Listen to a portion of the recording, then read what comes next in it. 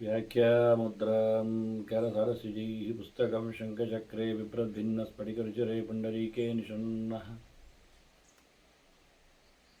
अम्लानश्रीरमृतविशदैरंशभिप्लावयन् मामाविर्भूयादनगमहिमा मानसे वागधीशः। नमस्ते प्राणेश प्रणतविभवा यावनिमगाः नमः स्वामिन् रामप्रियतमनमन् गुरुगुण नमस्तुभ्यं भीमप्रबलतमकृष्णेष्ट भगवन्नम श्रीमन्मध्वप्रदिश सुदर्शन्नो जय जय श्रीगुरुभ्यो नमः। नारायणं सुरगुरुं जगदेकनाथं भक्तप्रियं सकललोकनमस्कृतं च त्रैगुण्यवर्जितमजं विभुमाद्यमीशं वन्दे भवग्रहम् अमरासुरसिद्धवन्द्यं। नारायणं नमस्कृत्य नरं चैव नरोत्तमं देवीं सरस्वतीं व्यासं ततो जयमुदीरये। ವೇದವ್ಯಾಸರ ಮಹಾಭಾರತದ ಚಿಂತಕರಿಗೆ ವಂದನೆಗಳು. ಶಾಂತಿ ಪರ್ವದ 417ನೆಯ ಪ್ರವಚನ. ಶ್ರೇಯಸ್ಸಿನ ದಾರಿಯ ಬಗ್ಗೆ ಚಿಂತನೆಯಲ್ಲಿ ನಾರದರು ಹೇಳುತ್ತಾ ಇದ್ದಾರೆ ಗಾಲವರಿಗೆ. ಅನೇಕ ದಾರಿಗಳಿವೆ, ತುಂಬ ಶ್ರೇಯಸ್ಸಿನ ಮಾರ್ಗಗಳಿವೆ ಅಂತ ಅವರು ಮತ್ತೆ ಮತ್ತೆ ಅದನ್ನು ತಿಳಿಸ್ತಾರೆ. ಒಳ್ಳೆಯದಾಗಲಿಕ್ಕೆ ಒಳ್ಳೆಡೆ ಇರಬೇಕೆನ್ನುವುದು ಎಷ್ಟು ಸಹಜವೋ, ಕೆಟ್ಟವರಲ್ಲಿ ಇರುವಲ್ಲಿ ಇರಬಾರದು ಎನ್ನುವುದು ಅಷ್ಟೇ ಮುಖ್ಯ ಆಗಿಬಿಟ್ಟಿದೆ. ಈಗ ಅದನ್ನೇ ಮತ್ತೆ ಮತ್ತೆ ಸ್ಪಷ್ಟವಾಗಿ ತಿಳಿಸ್ತಾ ಇದ್ದಾರೆ. ಯತ್ರ ಸಂಲೋಡಿತಾಃ ಲುಬ್ಧೈಃ ಪ್ರಾಯಶಃ ಧರ್ಮಸೇತವಃ. ಧರ್ಮದ ಕೆಲವು ಚೌಕಟ್ಟುಗಳಿವೆ. ಇಷ್ಟರಲ್ಲಿ ಇಷ್ಟಕ್ಕೆ ಅಂತ ಹೇಳಿಕೊಂಡು ಒಂದಕ್ಕೊಂದು ಸಂಬಂಧಪಟ್ಟಂತೆ ಬ್ರಿಡ್ಜ್ ವ್ಯವಸ್ಥೆ ಇದೆ. ಇದನ್ನು ಕತ್ತರಿಸಿಕೊಂಡು ತಪ್ಪಿಸಿಕೊಂಡು ಬೇರೆ ಕಡೆಗೆ ಅದನ್ನು ಸಿಕ್ಕಿಸಿಕೊಂಡು ಕೆಲವು ಜನರು ಸಂಪತ್ತಿನ ಮೇಲಿನ ಆಸೆಯಿಂದ ಧರ್ಮವನ್ನೇ ಬದಲಾಯಿಸುತ್ತಾರೆ.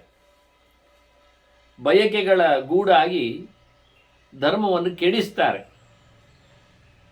ಹೀಗಾಗಿ ಒಟ್ಟಾರೆ ಅದಲು ಬದಲು ಮಾಡುವ ಮೂಲಕ, ಒಂದಕ್ಕೊಂದು ಮಿಶ್ರಗೊಳಿಸುವ ಮೂಲಕ ಕಲಡಿಸಿ ಹಾಳು ಮಾಡುತ್ತಾರೆ.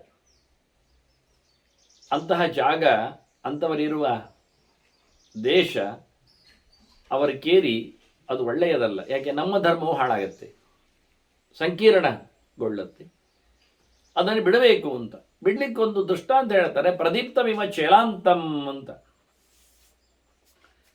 ಬಟ್ಟೆ ಅದರ ಬದಿ ಅದು ಬೆಂಕಿಗೆ ತಾಗಿತು, ಸುಟ್ಟಾಯಿತು.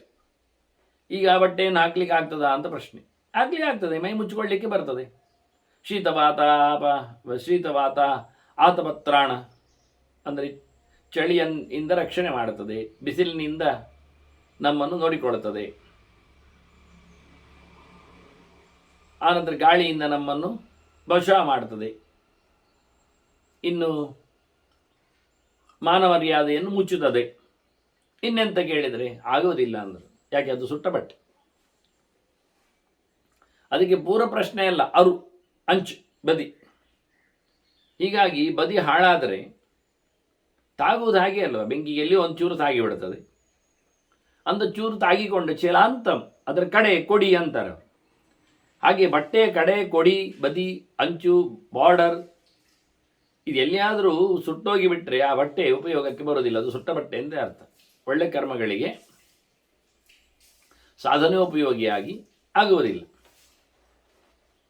ಎಲ್ಲವೂ ಕರ್ಮಾಂಗಗಳು ಯಜ್ಞ ರೂಪದಲ್ಲಿ ನಡೆಯುವುದರಿಂದ ಅದು ಊಟ ಆಗುವಾಗ ಹೊತ್ತುಕೊಳ್ಳುವ ಅಂದರೆ ಅದು ಆಗುವುದಿಲ್ಲ. ಊಟ ಒಂದು ಯಜ್ಞ, ಪಾಠದಲ್ಲಿಯೂ ಆಗುವುದಿಲ್ಲ. ಇನ್ನು ಜಪತಪ ಅನುಷ್ಠಾನಕ್ಕೂ ಬರುವುದಿಲ್ಲ. ಇನ್ನು ಕಾಲು ಒರೆಸಲಿಕ್ಕೆ ಆಗ್ತದೆ ಅಷ್ಟೇ, ಜಾಸ್ತಿ ಎಂದರೆ. ಆದರೆ ಅದು ಸುಟ್ಟ ಬಟ್ಟೆ ಅಂತೇಳಿ ಅಮಂಗಳ ಅಂತೇಳಿ ಒಂದು ದೃಷ್ಟಿಯಿಂದ ಅದನ್ನು ಉಪಯೋಗಿಸಿಕೊಳ್ಳುವುದು ಬಹಳ ಕಡಿಮೆ. ಹಾಗೆ ಆ ದೇಶವನ್ನು ಉಪಯೋಗಿಸಿಕೊಳ್ಳವಿಲ್ಲ ಅಂತ ಕಸ್ತಂ ದೇಶಂನ ಸಂತ್ಯಜೇತ್ ಅಂತ ಬಿಡ್ಲಿಕ್ಕೆ ಯಾಕೆ ಆಗಬಾರ್ದು? ಧರ್ಮ ಸಂಕಟ ಆಗಿರತಕ್ಕಂತಹ ಲೋಭಿಗಳು ನಿಂತ ಧರ್ಮವನ್ನು ತಮ್ಮ ಲೋಭಕ್ಕೋಸ್ಕರ ತಮ್ಮ ಲಾಭಕ್ಕೋಸ್ಕರ ತೀರ್ಚುವವರ ಜೊತೆಯಲ್ಲಿ ಕದಡಿಸುವವರ ಹತ್ತಿರದಲ್ಲಿ ಇರಬಾರದು ಅಂತಾರೆ. ಧರ್ಮಂ ಅರ್ಥ ನಿಮಿತ್ತಂಚ ಚರೇಯು ಯತ್ರ ಮಾನವಾಹ ನತಾನ್ ಅನವಸೇಜ್ಜಾತ್ ತೇಹಿ ಪಾಪಕೃತೋ ಜನ. ಧರ್ಮವನ್ನು ದುಡ್ಡಿಗೋಸ್ಕರ ಮಾಡುವವರಿದ್ದಾರಲ್ಲ, ಅಲ್ಲಿಯೂ ಬದುಕಬಾರದು ಅಂತಾರೆ.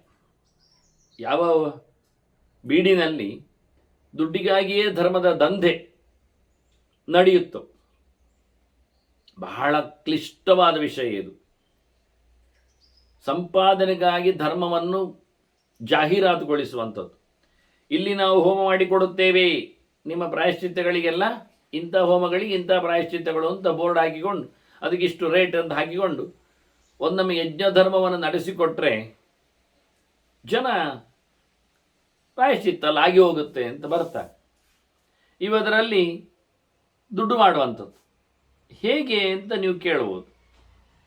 ಮಾಡಿಕೊಡ್ತಾನಲ್ಲ ಪ್ರಾಯಶ್ಚಿತ್ತ ಕರ್ಮವನ್ನು, ಹೌದು ಕರ್ಮ ಮಾಡಿಕೊಡ್ತಾನೆ. ಕರ್ಮಕ್ಕೆ ಒಂದಿಷ್ಟು ಕರ್ಮಾಂಗಗಳಿಗೆ ಒಂದಿಷ್ಟು ಖರ್ಚು ಆಗ್ತದೆ, ದಾನ ದಕ್ಷಿಣೆ ದ್ರವ್ಯ ಅಂತ ಹೇಳಿಕೊಂಡು ಮುಗಿದೋಯ್ತು. ಮತ್ತು ಸಮಾರಾಧನೆ ಊಟ ಅನ್ನದಾನ ಅಂತ ಒಂದು ಇದ್ದೇ ಇರಬೇಕಲ್ಲ, ಊಟ ಅಂತ ಆಗ್ತದೆ. ಸರಿ, ಈಗ ಊಟಕ್ಕೆ ಬಂದಾಗ ನಾವು ಸಿಕ್ಕಿ ಬೀಳುತ್ತೇವೆ. ಯಾಕೆಂದರೆ ಅವ್ರು ಹೇಳ್ತಾರೆ ನಮ್ಮ ಜನ ಒಂದು 50 ಬರ್ತಾರೆ ಅಂತ. ಸರಿ, 50 ಜನರಿಗೆ ಅವನು ಎಲೆಯ ಮೇಲೆ ಗುಣಿಸು ಇಷ್ಟು ಅಂತ ಹಾಕ್ತಾನೆ. ಅದು ಒಂದು ತಲೆಗೆ ಒಂದು ಎಲೆಗೆ ಅಂತ ಲೆಕ್ಕಾಚಾರದಲ್ಲಿ ಅದು ಮಗು ಇರಲಿ, ಯುವಕ ಇರಲಿ, ಮುದುಕ ಇರಲಿ, ಹೆಂಗಸರು ಇರಲಿ, ಈ ವೆರೈಟಿಗಳು ಮಗು ತಿಂದ ಹಾಗೆ ಅದನ್ನು ಸುಮಾರು 10-12 ವರ್ಷದವರೆಗಿನವರು ತಿನ್ನುವ ಹಾಗೆ ಯುವಕರು ತಿನ್ನುವುದಲ್ಲ, ಅದರ ಆಚಿನವರು. ಯುವಕರು ತಿನ್ನುವ ಹಾಗೆ ಮುದುಕರು ತಿನ್ನುವುದಿಲ್ಲ, 60ರ ಆಚಿನವರು. ಹೆಂಗಸರು ಅವರದ್ದು ವೆರೈಟಿ, ತಿನ್ನುವ ಕಥೆಗಳು ವ್ಯತ್ಯಾಸ ಇದೆ. ಇನ್ನೆಲ್ಲಿಯೂ ಅಪರೂಪಕ್ಕೆ ಅಲ್ಲಿ ಗರ್ಭಿಣಿಯರು ಪ್ರವೇಶ ಮಾಡಬಹುದು. ಅವರು ಎಲೆಗೆ ಕೂತದ್ದಷ್ಟೇ, ತಿನ್ನುವುದು ಬಹಳ ಕಮ್ಮಿ ಬಿಡಿ. ಹಾಗಾಗಿ ಇವನಿಗೆ ಪಕ್ಕ ಎಲೆಯ ಮೇಲೆ ಎವರೇಜ್ ಲೆಕ್ಕಾಚಾರ, ಒಂದು ಎಲೆಗೆ ಒಂದು ಊಟಕ್ಕೆ ಸುಮಾರಾಗಿ ಒಂದು ಬಹಳ ಕಡಿಮೆ ಅಂದರೆ 150ರಿಂದ ಶುರುವಾಗುತ್ತೆ, 300ರವರೆಗೂ ಇನ್ನೂ ಜಾಸ್ತಿ ಹೋಗುತ್ತೆ ಬಿಡಿ. ನನ್ನೇನು ಅದರಲ್ಲಿ ಇಲ್ಲ ಹೆಚ್ಚಾಗಿ. ಹಾಗಾಗಿ ಇವತ್ತಿನ ಸಾಮಾನ್ಯ ಧಾರಣೆ ಕೇಳಿಕೊಂಡಾಗಿ ಉಂಟು. ಒಂದು ಊಟದಲ್ಲಿ ಒಂದು ಮನುಷ್ಯ ಅಷ್ಟು ತಿನ್ನುವುದಿಲ್ಲ. ಮ್ಯಾಕ್ಸಿಮಮ್ ಅಂದರೆ ಎವರೇಜ್ ಅಂದ ತಕ್ಷಣ ನೀವೇನು ಮಾಡಬೇಕು, ಒಬ್ಬ 500 ತಿನ್ನಬೇಕು, ಒಬ್ಬ 200 ತಿನ್ನಬೇಕು. ಹಾಗಿದ್ರೆ ಎವರೇಜ್ 350 ಮಾಡಬಹುದು ಅಂತ. ಹಾಗಾಗುವುದಿಲ್ಲ. ಇಲ್ಲಿ ಎವರೇಜ್ ಮಾಡಿದ್ದಿಲ್ಲ, 500 ಯಾವನೂ ತಿನ್ನುವುದಿಲ್ಲ. ಮ್ಯಾಕ್ಸಿಮಮ್ ಮೇಲೆ ಇಟ್ಟದಿದೆನೆಲ್ಲ ರೇಟನ್ನು. 300ಕ್ಕಿಂತ ಆಚೆ ಯಾರೂ ತಿನ್ನುವುದಿಲ್ಲ, 300 ಗಡಿ. ಆದರೆ ಎಲ್ಲ ತಲೆಗೂ 300 ಲೆಕ್ಕಾಚಾರ. ಅದರಲ್ಲಿ ಮತ್ತೆ ಹೇಳ್ತಾರೆ, ಅದು ಖಾಲಿ ತಿಂದದ್ದಕ್ಕೆ ಮಾತ್ರ ಅಲ್ಲ ರೀ, ಸ್ವಲ್ಪ ಗುಡಿಸಿದ್ದಕ್ಕೂ ಬರ್ತದೆ, ಕ್ಲೀನಿಂಗು ಬರ್ತದೆ, ಫ್ಯಾನು ಬರ್ತದೆ, ಲೈಟು ಬರ್ತದೆ, ಸಪ್ಲೈಯೂ ಬರ್ತದೆ ಅಂತಾರೆ. ಓಕೆ, ಎಲ್ಲ ಸೇರಿಸಿಕೊಂಡಿದ್ದೇನೆ ಅಂದಿದ್ದಾರೆ. ಕರೆಕ್ಟ್, ಹೌದು, ಒಪ್ಪಿದ್ದೇನೆ. ಆದರೆ ತಲೆಯ ಲೆಕ್ಕಾಚಾರದಲ್ಲಿ ಮಾಡೋ ಮೂಲಕ ಹಾಲ್ ಲೆಕ್ಕಾಚಾರ, ಕ್ಲೀನ್ ಎಲ್ಲ ಬರುವಂಥದ್ದು ಸ್ಕ್ವೇರ್ ಫೀಟ್ ಲೆಕ್ಕದ ಮೇಲೆ ಅಲ್ವಾ, ಕರೆಂಟ್ ಲೆಕ್ಕ ಬರೋದು ಫ್ಯಾನ್ ಲೆಕ್ಕದ ಮೇಲೆ ಅಲ್ವಾ. ಆದರೆ ಇದು ತಲೆ ಲೆಕ್ಕಕ್ಕೆ ಹೇಗೆ ಬರ್ತದೆ? ಅದರಿಂದ ಇದೆಲ್ಲ ಔಟ್ ಆಫ್, ಕೆಲವೊಮ್ಮೆ ಕೇಳಬಾರದು ನೀವು ಆ ವಿಷಯಗಳನ್ನು. ಇದು ಒಂದು ನಮೂನೆ ಆದರೆ ಆಗಲಿಪ್ಪ, ಪರವಾಗಿಲ್ಲ, ಒಂದು ಲೆಕ್ಕಾಚಾರ ನಡೆದೋಯ್ತು ಅಂದರೆ ವಿಷಯವನ್ನು ಕೇಳಿದರೆ ಅಲ್ಲಿ 4-5 ಕಾರ್ಯಕ್ರಮಗಳಿರ್ತದೆ ಆ ದಿನ. ಮಠವೋ ಮಂದಿರವೋ ಇಂಥ ಕಡೆಗಳಲ್ಲಿ. ಹಾಗಾಗಿ 4-5 ಕಾರ್ಯಕ್ರಮಗಳಲ್ಲಿ 40-50 4-5 ಜನರದ್ದು ಪಾರ್ಟಿಗಳದ್ದು 40-50 150 200 ಜನ ಅಂತ ಹೇಳಿಕೊಂಡಾಗ ಇದೆಲ್ಲ ಶೇರ್ ಆಗಿ ಹೋಗ್ತದೆ. ಅಡುಗೆ ಎನ್ನುವುದಾಗಲಿ, ಕ್ಲೀನ್ ಎನ್ನುವುದಾಗಲಿ, ಉಳಿದವರಿಗೂ ಅದು ಹಂಚಿ ಹೋಗ್ತದೆ. ಹಾಗಾಗಿ ಆವತ್ತಿನ ಲೆಕ್ಕಾಚಾರದಲ್ಲಿ ಒಬ್ಬರ ಮೇಲೆ ಬೀಳುವುದಿಲ್ಲ, ಅದು ಅವರಿಗೆ ಪ್ರಾಫಿಟ್. ಒಂದು ಕರ್ಮಾಂಗ ಇದ್ದರೆ ಅಲ್ಲಿಂದ ಅಲ್ಲಿಗೆ ಆಗಿ ಸ್ವಲ್ಪ ಲಾಭ ಉಳಿತದೆ ಅಷ್ಟೇ. 4-5 ಕರ್ಮಾಂಗಗಳು ನಡೆದರೆ ಬಹಳ ಅದ್ದೂರಿಯಾಗಿ ಅವರು ಲಾಭವನ್ನು ಹೊಡಿತಾರೆ. ಇದನ್ನು ಹೇಳಿದವರು ಧರ್ಮಂ ಅರ್ಥ ನಿಮಿತ್ತಂಚ. ಇನ್ನು ಕೆಲವು ಕಡೆ ಉತ್ಸವದ ಕಥೆಗಳು ಗಮದೇ ಇರುತ್ತದೆ, ಸೇವೆ ಉತ್ಸವಗಳು. ನಾನಿದನ್ನು ಕಣ್ಣಾರೆ ಕಂಡವ. ಒಂದೊಂದು ಸೇವೆಗಳಿಗೆ ಒಂದೊಂದು ಉತ್ಸವಗಳಿಗೆ ಇಷ್ಟಿಷ್ಟು ಅಂತ ಹೇಳಿ ಸಾಮಾನ್ಯವಾಗಿ ಸೇವೆಗೆ ಬೆಲೆ ಇರ್ತದೆ, ಅದರಲ್ಲಿ ಎಲ್ಲ ಬರ್ತದೆ.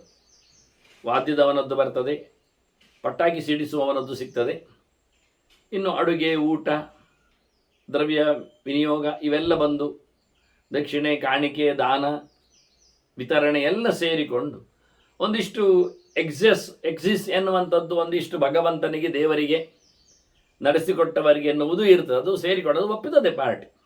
That is over. ಆದರೆ ಏನು ಅಂದರೆ, ಒಂದು ಉತ್ಸವ ಅಂತ ತಿಳ್ಕೊಳ್ಳಿ, ಅದಕ್ಕೆ ಬೇಕಾಗಿರತಕ್ಕ ಎಲ್ಲ ಎ ಟು ಝಡ್ ವ್ಯವಹಾರ ಅಂತ ತಿಳ್ಕೊಳ್ಳಿ. ಈಗ ಎರಡನೇ ಉತ್ಸವಕ್ಕೆ ಏನು ಮಾಡುವ? ಎರಡನೇ ಉತ್ಸವಕ್ಕೆ ಜನ ಹೆಚ್ಚಿರ್ತಾರೆ, ಊಟಕ್ಕೆ ಸ್ವಲ್ಪ ಐಟಮ್ ಜಾಸ್ತಿ ಆಗುತ್ತೆ, ಎಲ್ಲ ಸರಿ, ಓಕೆ, ಒಪ್ತೇನೆ. ಮುಂದೆ ರಥ ಅದುವೇ, ಅದು ಓಡುವುದೊಂದೇನು ಮನಿ, ಅದರ ಜಾಗದ ಬಾಡಿಗೆ ಅಷ್ಟೇ. ಯಾಕೆ ಎರಡನೇ ಉತ್ಸವ ಆದರೂ ಅಷ್ಟೇ, ಮತ್ತೆ ನಲ್ಲೇ ಉಂಟು, ಹಾಗೆ ಉಂಟು. 2 ಉತ್ಸವ, 4 ಉತ್ಸವ, 8 ಉತ್ಸವ ಅಂದಾಗ ರಥ ಏನು ಹೆಚ್ಚು ಓಡ್ತದ? 8 ಸುತ್ತು ಬರ್ತದ? ಇಲ್ಲ, ಅಲ್ಲ. ಹಾಗಾಗಿ ಒಂದು ಉತ್ಸವದಲ್ಲಿ ಏನೆಂದು ವಾದ್ಯದವರಿಗೆ ಮತ್ತೆ ಇನ್ನಿತರ ದ್ರವ್ಯಗಳನ್ನು ಹೊತ್ತುಕೊಂಡವರಿಗೆ ಪಕ್ಕಿ ನಿಶಾನೆ ಅಂತ ಕರೀತಾರೆ, ರಾಜೋಪಚಾರಗಳು ಅಂತ. ಧ್ವಜ, ಪತಾಕೆ ಎಲ್ಲ ಹೊತ್ಕೊಳ್ತಾರೆ, ಮತ್ತು ಪಟಾಕಿ, ದೂರ್ಸು ಎಲ್ಲ ಬಿಡ್ತಾರೆ. ಅದೆಲ್ಲ ಒಂದೇ ಸೆಟ್. 8 ಉತ್ಸವ ಇದ್ರೂ ಆಗುವುದು ಒಂದೇ ನಮೂನೆ. ಹಾಗಾದರೆ ಆ ಉಳಿದ 7 ಉತ್ಸವಗಳದ್ದು ಅವರಿಗೆ ಲಾಭವೇ? ಅದರಿಂದ 16 ಉತ್ಸವಗಳೆಲ್ಲ ಬಂದರೆ ವಾದ್ಯದವರಿಗೆ ಹೊಟ್ಟೆ ಉರಿ ಆಗ್ತದೆ. ಅಯ್ಯೋ, ಉರಿದದ್ದು ಒಂದೇ ಆಯ್ತಲ್ಲ, ಉಳಿದದ್ದು ಸಿಗಲಿಲ್ಲಲ್ಲ, ನಾಳೆ ಬಂದಿದ್ರೆ ಆ ಉತ್ಸವ, ನಾಡ್ದಾಗಿದ್ದರೆ, ಕಾಲಿದ್ದ ದಿವಸ ಬಂದಿದ್ದರೆ ಒಂದು ಸ್ವಲ್ಪ ಸಂಪಾದನೆ ಆದರೂ ಆಗ್ತಿತ್ತಲ್ಲ ಅಂತ ಬಹಳಷ್ಟು ನೊಂದುಕೊಳ್ಳುತ್ತಾರೆ. ಹೀಗೆ ಅರ್ಥ, ಆದರೆ ಧರ್ಮಂ ಅರ್ಥನಿಮಿತ್ತಂಚ, ನಿಮ್ಮ ಧರ್ಮಕರ್ಮಗಳು ಅಭಿಷೇಕ ಅಂತ ಮಾಡ್ತಾರೆ, ಎಷ್ಟೋ ವರ್ಷದವರೆಗಿನದ್ದು ಬುಕ್ ಮಾಡಿಕೊಳ್ತಾರೆ. ಇವತ್ತೇ ಬುಕ್ ಮಾಡುವಾಗ ಇವತ್ತು ದುಡ್ಡು ಕಟ್ಟಲಿಕ್ಕೆ ಇರ್ತದೆ, ಅದರದ್ದು ಬಡ್ಡಿಯೆಲ್ಲ ಉಳಿತದೆ ಅವರಿಗೆ. ಅಡ್ವಾನ್ಸ್ ತಗೊಳ್ಳೋದು ಅದಕ್ಕೆ ಅವರು ಅರ್ಥನಿಮಿತ್ತ ಅಂದರೆ ಹಾಗೆ. ಅದನ್ನು ವ್ಯವಹಾರಕ್ಕೆ ತರಲಿಕ್ಕೆ ಬರ್ತದೆ. ಕೇವಲ ಬ್ಯಾಂಕಿನಲ್ಲಿಟ್ಟು ಬಡ್ಡಿ ಮಾತ್ರ ಅಲ್ಲ, ಅದನ್ನು ಇನ್ನೊಬ್ಬರಿಗೆ ಲೋನ್ ಕೊಟ್ಟು ಬಡ್ಡಿ ಮಾಡಿದ್ದಾರೆ, ಅದು ಇನ್ನೂ ಜಾಸ್ತಿ ವಿಷಯ. ಇದೆಲ್ಲ ವಿಚಿತ್ರ. ಮತ್ತು ಇವತ್ತಿನ ಎಲ್ಲ ದೇವಾಲಯಗಳಿಗೂ ಒಂದು ವ್ಯವಸ್ಥೆ ಉಂಟು, ಅದು ಗ್ರೇಡಿನ ಮೇಲೆ ನಿಲ್ತದೆ.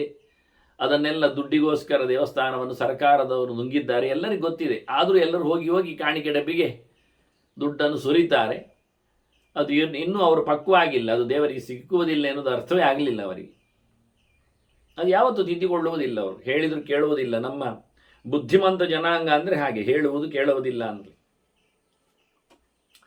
ಅಲ್ಲಿ ಪ್ರತಿನಿತ್ಯ ಸಿಬ್ಬಂದಿ ವರ್ಗಕ್ಕೆ, ಅರ್ಚಕ ಕುಟುಂಬಕ್ಕೆ ಅಂತ ಹೇಳಿ ಒಂದು ಊಟದ ಒಂದು ವ್ಯವಸ್ಥೆ ಇರ್ತದೆ. ಅದಕ್ಕೊಂದಿಷ್ಟು ಮಾಮೂಲಿ ಅವರು ಕೊಟ್ಟಿರ್ತಾರೆ.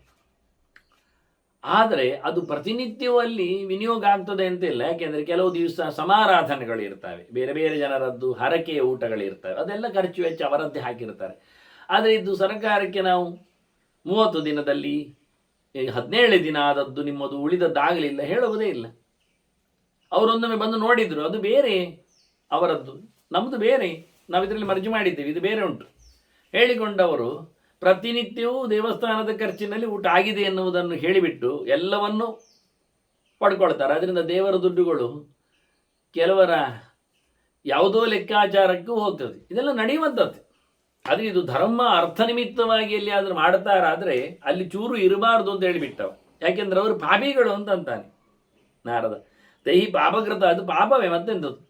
ದೇವರ ದುಡ್ಡು ಗಂಟು ಮೂಟೆ ಎಲ್ಲ ಅಸ್ತ್ರಾಯಪಟ್ಟು ಮಾಡ್ತಾ ಇದ್ದಲ್ಲ, ನುಂಗಿ ಹಾಕ್ತಾ ಇದ್ದಾನಲ್ಲ, ಪ್ರಯೋಜನ ಇಲ್ಲ ಅಂತ ಧರ್ಮದ ಹೆಸರಿನಲ್ಲಿ. ನಾನು ಕೇಳಿದ್ದುಂಟು, ಒಬ್ಬ ತಂತ್ರಿ ಮಹಾಶಯ ಹೇಳಿದ್ದು ಬಾಯ್ಬಿಟ್ಟು ನನ್ನ ಫ್ರೆಂಡ್ ಅವಾಗ, ಈಗ ಇಲ್ಲ, ಅವನು ಮರಣೋತ್ತರವು ಅವನಿಗೆ ಪ್ರಶಸ್ತಿ ಕೊಟ್ಟಿದ್ದಾರೆ ಅಂತ ಮಾಡಿದ್ದಕ್ಕೆ.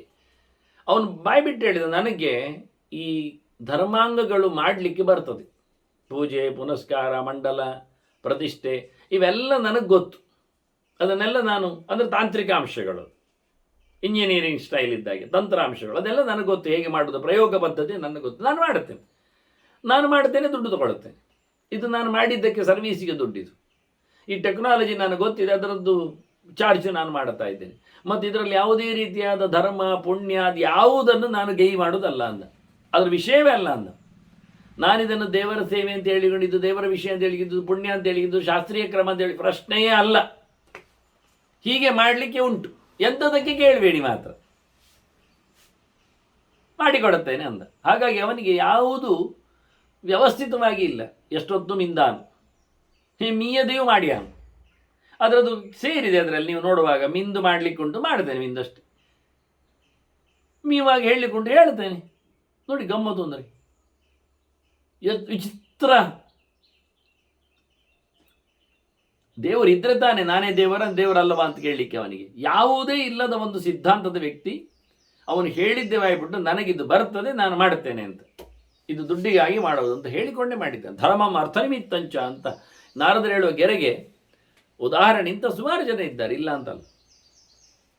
ಇವತ್ತು ನಾವು ಅಡ್ವರ್ಟೈಸ್ಮೆಂಟ್ ಆಗ್ತೇವೆ, ನಮಗೆ ಪೂಜೆ ಮಾಡುವವರು ಬೇಕು ಅಂದರೆ ಟೆಕ್ನಿಕಲ್ ನೋ ಹೌ ಇದ್ದವ ನಮಗೆ ಸಾಕು, ಮತ್ತೆಂಥದ್ದು ಬೇಡ. ಮತ್ತು ಯಾವುದನ್ನು ನಾವು ಗಮನಿಸುವುದಿಲ್ಲ. ಇವತ್ತು ಕೋಟಿಗಟ್ಟಲೆ ದುಡ್ಡಿನಿಂದ ಬಹಳಷ್ಟು ದೊಡ್ಡ ಮಟ್ಟಿನ ಜೀರ್ಣೋದ್ಧಾರ ಅಂತ ಹೇಳಿಕೊಂಡು ನಾವು ಶಾಶ್ವತವಾದ ಬಿಲ್ಡಿಂಗಿನಂತೆ ದೇವಾಲಯಗಳನ್ನು ಕಟ್ಟಿ ಹಾಕ್ತಾ ಇದ್ದೇವೆ. ಒಳಗೆ ಒಂದು ನಯಾ ಪೈಸೆ ಬದಲಾವಣೆ ಆಗಲಿಲ್ಲ. ಯಾವುದು ಆಗಬೇಕಿತ್ತೋ ಸನ್ನಿಧಿಯಲ್ಲಿ ಯಾವ ವ್ಯಕ್ತಿಯೂ ಬದಲಾವಣೆಗೊಂಡಿಲ್ಲ. ಒಂದು ಗೆರೆ ಹೆಚ್ಚಿಗೆ ಕಲಿತದ್ದು ಇಲ್ಲ, ಅವನು ಅದನ್ನು ಅಳವಡಿಸಿಕೊಂಡದ್ದು ಇಲ್ಲ. ಅದು ಮಾಮೂಲಿ. ಏನೊಂದು ಸೊನ್ನೆಯಿಂದ, ಅಜ್ಞಾನದಿಂದ, ವಿಪರೀತದ ತರ್ಕದಿಂದ ನಡೀತಾ ಇದ್ದಾನೆ, ಅದು ನಡೀತಾನೆ ಉಂಟು.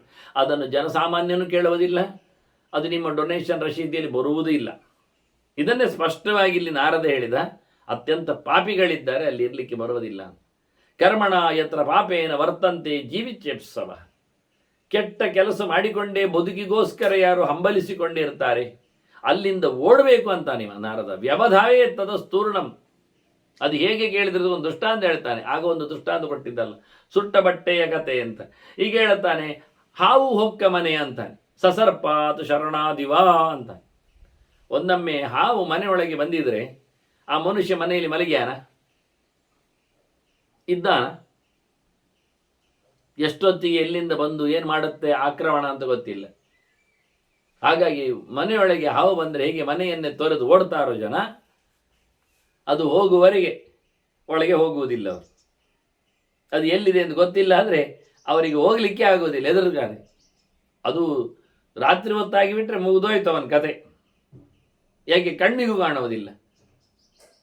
ಹೀಗಾಗಿ ಮನೆಯೊಳಗೆ ಹೊಕ್ಕ ಹಾವಿನಂತೆ ಆ ಊರಿನ ಒಳಗೆ ಬಂದಿರತಕ್ಕ ಈ ಕೆಟ್ಟವರನ್ನು ನೋಡಿಕೊಂಡ್ರೆ ಅಲ್ಲಿಂದ ಓಡಬೇಕು ಅಂತ. ಯತ್ರ ಧರ್ಮವನಾಶಂಕಾ ಚರೇಯು ವೀತ ಮತ್ಸರಾಹ.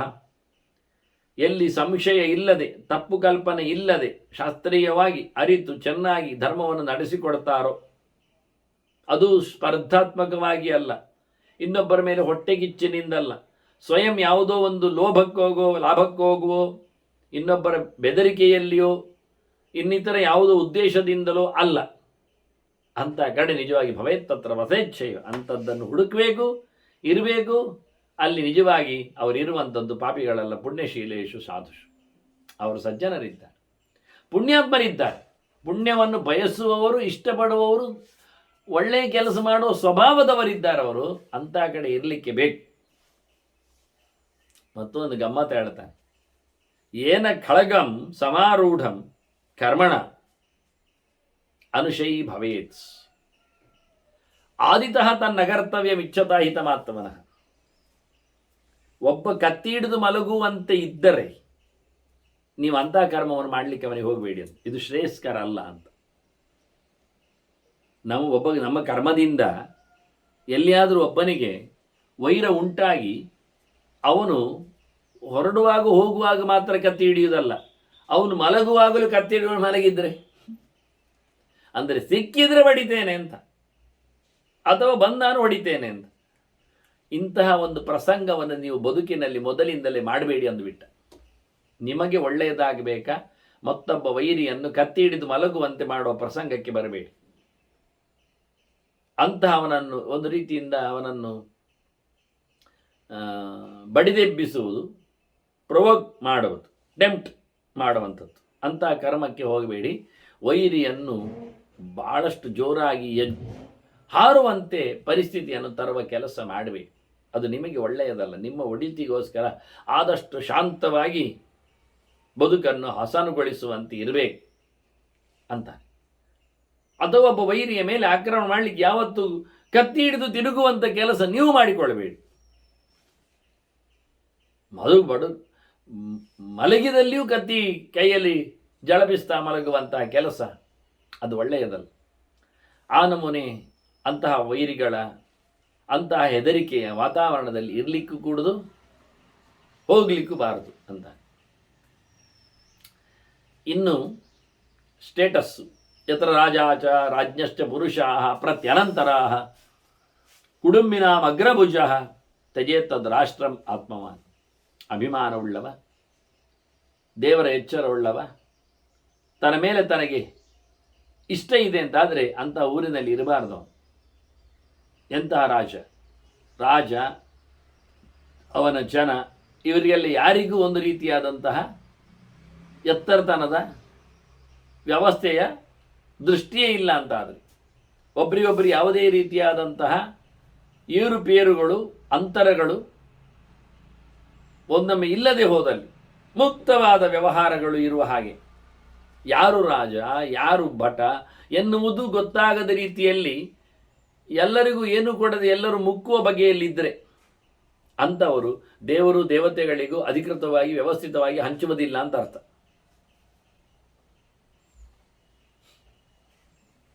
ಇದು ಕ್ರಮ ಅಂತಾರೆ.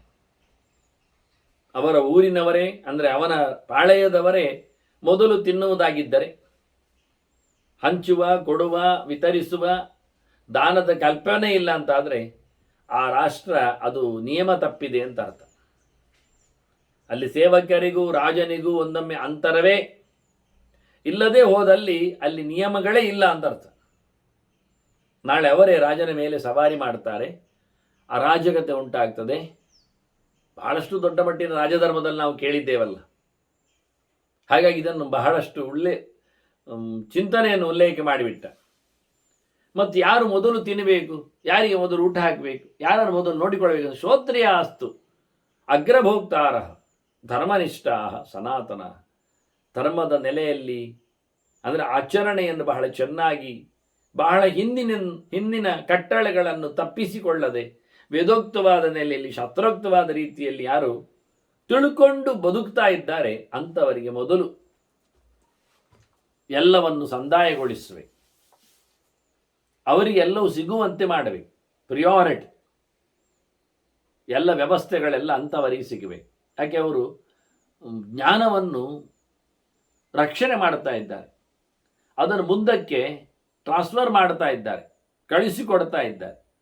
ಒಂದೊಮ್ಮೆ ಅದು ಕಳಿಸಿ ಹೋದರೆ, ಇವತ್ತು ನೋಡಿ ಸುತ್ತಮುತ್ತಲೂ ಭಾಷೆಯ ವಿಷಯದಲ್ಲಿ ಸಂಸ್ಕೃತದ ಬಗ್ಗೆ ಗೊತ್ತಿದೆ ಅನ್ನುವವರು ಯಾರಿಲ್ಲ ಈಗ. ಅಂದರೆ ನಾವು ತಿಳ್ಕೊಂಡದ್ದು ಈಗ ಇಂಗ್ಲೀಷ್ ಗೊತ್ತಿದೆ ಕೇಳಿದರೆ ಹೌದು ಹೇಳುವುದಿಲ್ಲ, ಇವರು ಹೇಳುತ್ತಾರೆ. ಅವನ ಹತ್ರ ನೇರ ಕೇಳು, ನೀನು ಎಷ್ಟು ಮಾರಾಯ ಇಂಗ್ಲೀಷಿನ ಡ್ರಾಮಾ ನೋಡಿದ್ದಿ? ಅದು ನೋಡಲಿಕ್ಕೆ ಸಿಗಲಿಲ್ಲ ಅಂತ. ಅಲ್ಲ, ಓದಿದ್ಯಾ ಹಾಗಾದರೆ? ನೋಡಲಿಕ್ಕೆ ಅಂದರೆ ಕಣ್ಣಿಗೆ ಬೇಡ, ಓದಲಿಕ್ಕೆ ನೀನು ಎಷ್ಟು ಸಿಕ್ಕಿದೆ? ನಾನು ಓದಲಿಲ್ಲ ಅಂತಾನೆ. ಮತ್ತೆ ನಿನಗೆ ಶೇಕ್ಸ್ಪಿಯರ್ ಗೊತ್ತುಂಟಾ? ಕೇಳಿದ್ದೇನೆ ಎಲ್ಲಿಯೋ ಅಂತಾನೆ. ಅವನು ಇಂಗ್ಲೀಷ್ ನೋಡಿದೆಯಾ? ಅದಿದೆ ಅಲ್ವಾ ಅಂತಾನೆ. ಇದು ಅಲ್ಲ, ಹೀಗಿಲ್ಲ. ಅದರಿಂದ ಇಂಗ್ಲೀಷ್ ಗೊತ್ತುಂಟು ಹೇಳುವವ ಮೊದಲು ಕೇಳಬೇಕು ಅವನಿಗೆ, ನಿನಗೆ ಎಷ್ಟು ಗೊತ್ತುಂಟು ಅಂತ, ಎಷ್ಟು ಗೊತ್ತಿಲ್ಲ ಅಂತ. ಎಷ್ಟು ಇಲ್ಲ, ಅದರ ಮೂಲದ ಬಗ್ಗೆ ಆಗಲಿ, ಅದರ ವ್ಯಾಪ್ತಿಯ ಬಗ್ಗೆ ಆಗಲಿ, ಅದರ ಯೂಸೇಜ್ ಬಗ್ಗೆ ಆಗಲಿ, ಅದು ಬಹಳಷ್ಟು ದೊಡ್ಡ ಕತೆ ಅಲ್ಲ ಅದು, ಬಿಡಿ. ಆದರೂ ಅವನು ಎಲ್ಲರೂ ಇಂಗ್ಲೀಷ್ ಗೊತ್ತುಂಟ ಹೇಳಿದ ತಕ್ಷಣ ಟಿಕ್ಕೆ ಹಾಕಿ ಬಿಡ್ತಾರೆ. ಪ್ರತಿಯೊಬ್ಬನು ಇಂಗ್ಲೀಷ್ ಗೊತ್ತಿದೆ, ಸರಿ. ಹಾಗಾದರೆ ಸಂಸ್ಕೃತ ಅದು ಗೊತ್ತಿಲ್ಲ ಅಂತ ಟಿಕ್ಕೆ ಹಾಕ್ತಾನೆ. ನಿಜವಾಗಿ ಸಂಸ್ಕೃತ ಗೊತ್ತಿಲ್ವಾ? ಎಂತ ಗೊತ್ತಿಲ್ಲ? ನೀವು ಹರೇ ರಾಮ ಹೇಳೋದಿಲ್ವಾ?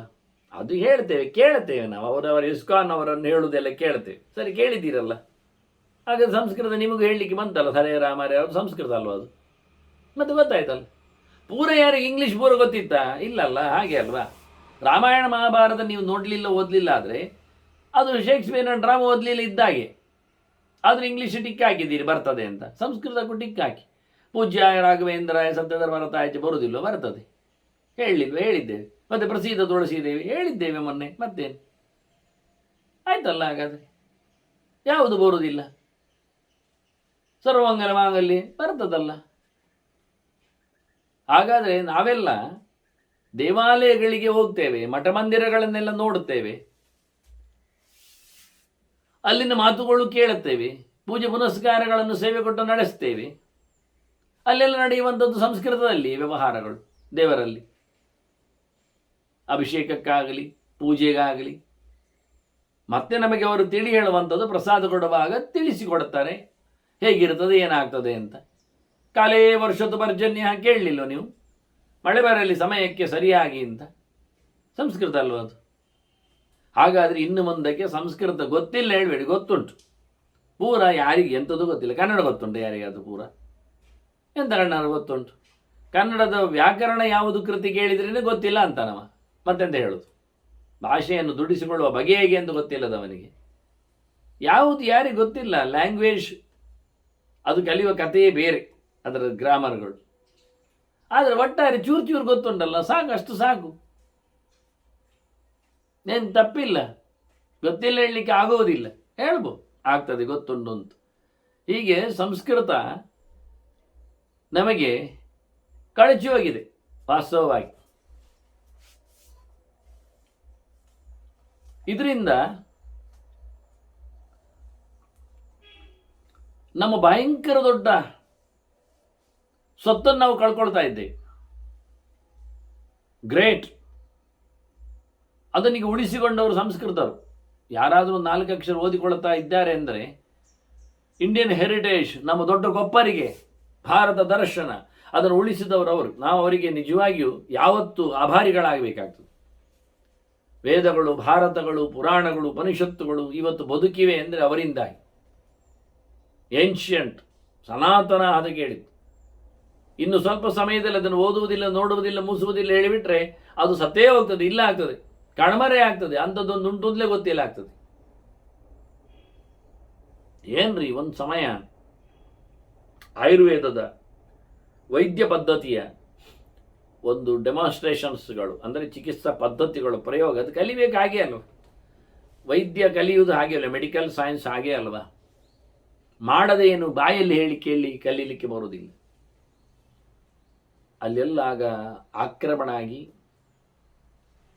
ಇತರರ ಪರದೇಶದವರ ಆಕ್ರಮಣ ಆಗಿ ಅವರನ್ನೆಲ್ಲ ಓಡಿಸಿ ಹೊಡೆದು ಬಡಿದು ಕಲಿತಾ ಇರತಕ್ಕ ಚರಕ ಶುಶ್ರುತ ಆಶ್ರಮಗಳಿಗೆಲ್ಲ ತೊಂದರೆ ಆದಾಗ ಅವರು ವಿದ್ಯಾರ್ಥಿಗಳು ಒಂದೊಂದು ಗುಂಪಿನಲ್ಲಿ ಕಲಿಯುವುದವರು ತಪ್ಪಿಸಿಕೊಂಡು ಕಾಡಾಡಿಗಳಾಗಿ ಎಲ್ಲೆಲ್ಲ ಓಡಿಕೊಂಡು ಹೋದರು.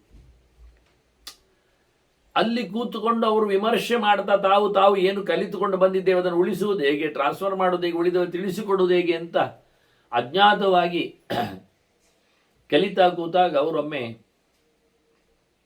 ಅವರ ಕಾಡಿನಲ್ಲಿ ಹರಿಯುವ ನದಿಯಲ್ಲಿ ತೇಲಿ ಬಂದ ಒಂದು ಹೆಣ, ಅದನ್ನು ಎತ್ತಿಕೊಂಡ್ರು ಅವರು. ತಾವು ಕಲಿತ ಏನೊಂದು ಸರ್ಜರಿ ಇದೆ, ಶಸ್ತ್ರಚಿಕಿತ್ಸೆ, ಶಲ್ಯ ಚಿಕಿತ್ಸೆ, ಅದನ್ನು ನಡೆಸಿಕೊಟ್ರು, ಮಾಡಿ ತೋರಿಸಿದ್ರು. ಏನಿರ್ತದೆ ಭಾಗಗಳು, ಏನಾಗಬೇಕಿದೆ ಅನ್ನುವುದನ್ನು ಅಲ್ಲಿ ಪ್ರಾಯೋಗಿಕವಾಗಿ ಅವರು ನೋಡಿಕೊಂಡು ಕಲೀಲಿಕ್ಕೆ. ಕಡೆಗೆ ವಿಷಯ ಏನು ಹೇಳಿ, ಇದು ದೊಡ್ಡದು ಮಾಡಿದ್ದು ಯಾಕೆ ನಾನು ಅಂದರೆ, ಅದು ಹೆಣ ಅಲ್ಲಿ ಕಲಿಯುವ ಹುಡುಗರದ್ದೇ, ಅವರ ತಂದೆತ್ತು.